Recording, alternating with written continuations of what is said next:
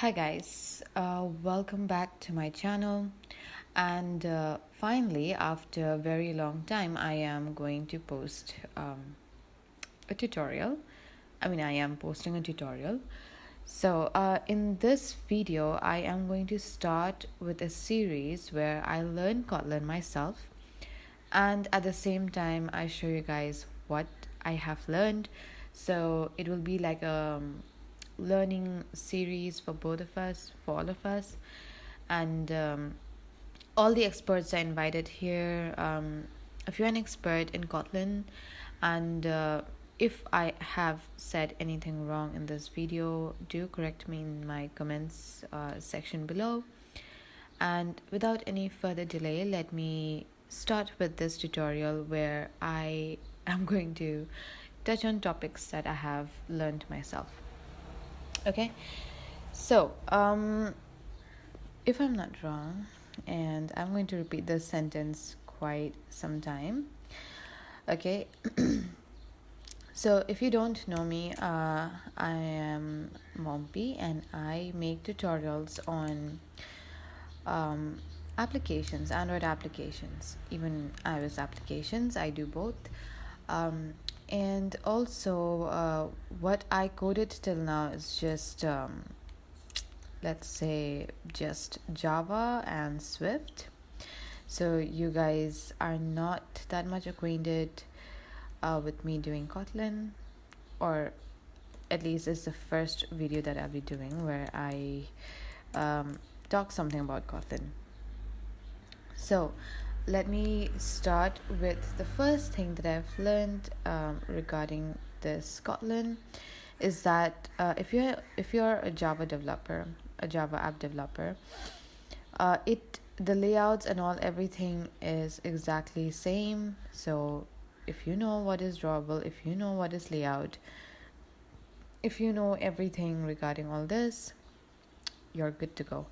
Now, if you are new and you just want to start Kotlin, to start learning it, I'll quickly tell you what I know as a Java developer. So here we have the manifest where we add in the files or the activities that we'll be using throughout the application. And somewhere here we will be adding the permissions. This is the application for the entire application. So there's a tag for that. And you can set the theme, you can set the app icon, you can set the label and all everything in Android manifest. Next, here as you can see, this is the activity where you actually code and understand or write the logic behind the UI. So the UI is basically written in XML, and as you can see, hello world is written here. So this is the UI, and I just connect this UI with the main activity, and in that way you can write the logic behind it. Next, you have the Drawable folder where you add all the resources of the particular project. Let's say you need images, you add it in here. Okay. We have the layout. So layout is the UI that I just explained. Map is where you add in the icon, for example. So I have used map only for icon making. Let me know if you have used map for anything else.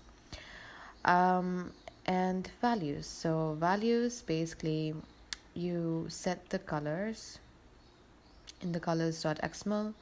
Let's say throughout the application you want to use certain set of constant colors. So usually in applications you do have this set of colors that you want to use, like let's say as a theme. So that's when you use these colors and set the primary, dark, whatever name you want to give. Same goes with the strings. So if you have any constant strings that you want to use throughout the application, you can do so in strings.xml. And the next is style. As I mentioned, all these are just constants that you want to use throughout, or in this case, the style that you want to use throughout. Okay. Okay, so I guess that is it. Next is build.gradle. Here you'll get to I mean, you don't do much here apart from adding the Gradle files. I mean, the build Gradle versions. Okay, and after that, here is where you do most of the writing. So here, let's say if you want to use a particular library, you end up writing here. You implement it in here. You want to add in the ID of the application, you add it in here. The versioning of the applications, you add it in here. So, and ProGuard files, if it's in release, it's automatically there. So these are the things that as an Android project it's going to have. Now let's come back to Kotlin. So in Kotlin, what happens is I've read articles and books, and I'll tell you like a collective idea of what Kotlin is and what I understood out of those books and articles. Okay, so without further delay, I am going to start with a few topics in Kotlin which I have learned and understood. So we will discuss 3 topics today. First is type inference, second is nullable types, and the third is Lambda expressions. Okay, so first let's go to the first one. So in type inference, what I mean to say by that is you don't need to say its type. Okay, let's say you have a string value and you don't need to exactly say that it's string. You can directly assign, and then it will recognize by itself. Okay, here is an example. So let's say var name equal to Mompy. Okay, so as you can see here, I have not assigned its type, what type it's going to be.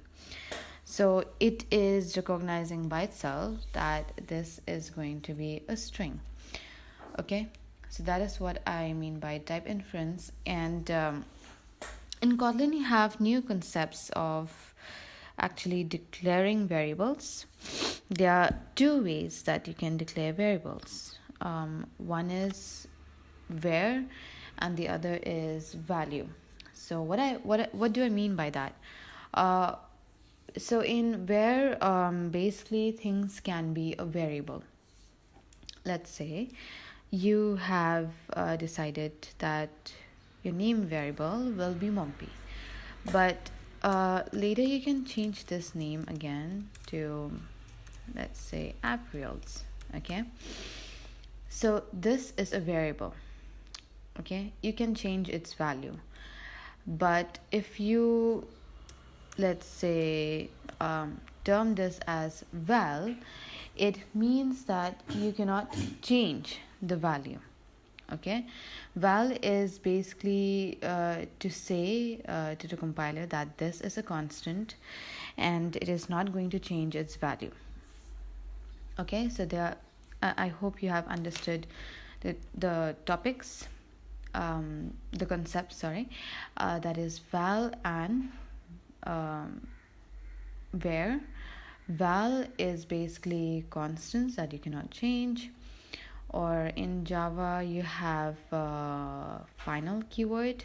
Okay, so if you can refer to that, and var is the one that you can change. So it's like a normal variable in Java. Okay, so that's the first concept. Now second concept is nullable types. Okay, so let's say you're not sure if a variable can be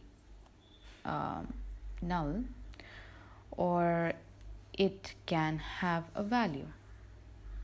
So why do we require this? Basically, this is going to help you to predict where a variable can be null, and check it beforehand, before actually sending it, let's say, to production. Because in Java, the problem is you cannot predict if a variable is going to be null or not. So that's why you get these crashes where null pointer exception crashes, right? If you are familiar with Java. So, but here you have, it is going to alert you beforehand that, see, you have a variable which can be nullable. It is better if you put a check whether the value is null or not. Okay, so that's the basic concept of nullable types. I hope I have explained it in such a way that you guys can understand clearly. Next, okay, so before going forward, let me just quickly show you an example. So where let's say I have a name, and that name can have a null option. Okay, so I can literally assign this name as null. Okay, so as you can see, you can literally assign a name as a null.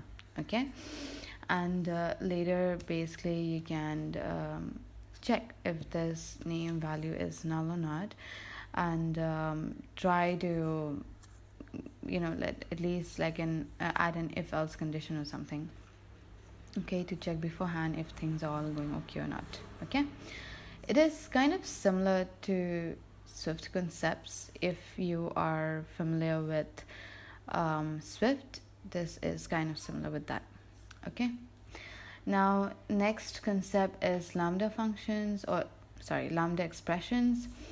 So Lambda expression is basically you have like a set of code, and that code is being minimized into a one line code or something. Let's say if else condition is you can literally minimize it into one line.